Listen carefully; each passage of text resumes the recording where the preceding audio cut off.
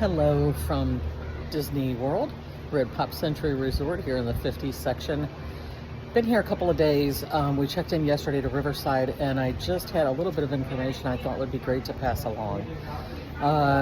So far as getting to water parks on your check-in day, this year they're running where you can get into your water park for free. So we got in free yesterday from Riverside, and then today checked into Pop and got in free again today.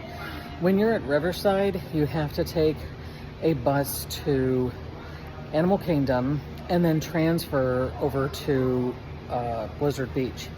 If you're going to Typhoon Lagoon, you have to take a bus to Disney Springs and then transfer to Typhoon Lagoon, and then the same thing going back the opposite way. Today, because we were resort switching, we took the bus over to Animal Kingdom, and then we transferred to go to Blizzard Beach because yesterday got rained out with all the thunderstorms. But we were able to take a bus back straight to Pop Century without having to transfer anywhere. You could take a bus to Pop from Blizzard Beach to Art of Animation, to the All-Stars, and I believe 2 other resorts. There were 6 bus stations, but everybody else had to transfer through Animal Kingdom. So I thought that was interesting.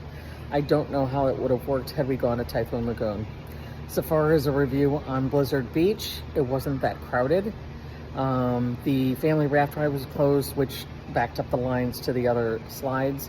But the wave pool, and mind you, it is mild waves. It's more like a rolling wave, like an ocean, and not the big, huge waves like Typhoon Lagoon. Lazy River is longer. It's 3,000, I believe, feet or yards, where the Blizzard Beach or Typhoon Lagoon was 2,000. 20 minutes to 30 minutes to get around.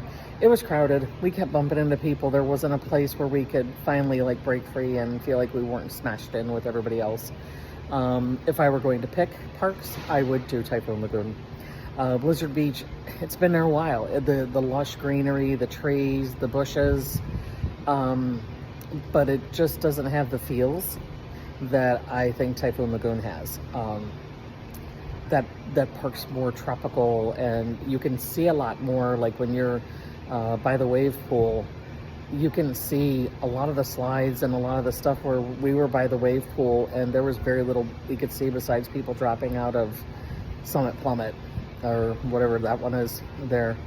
But yeah, I would pick that over, but that's just us. And all we did, mind you, was the Lazy River and the wave pool. We stayed about 2 hours. But yeah, those were 2 things that we definitely noticed.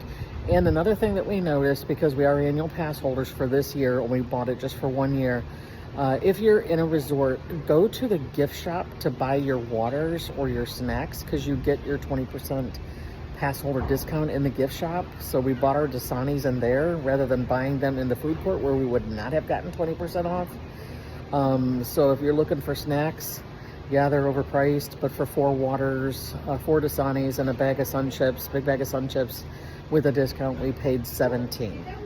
So better. The Chase Visa would have only been a 10% discount. So she's like, no, use your pass discount, you'll get 20 instead of 10. So that's another thing to keep in mind. So if there's anything else that pops up, that little hint or thing of wind around that'll help you on your stay to make it more magical and more economical, because it's not cheap. So happy to pass the info along. Have a great day. Thank you for watching Travel Time Memos. Please like and subscribe.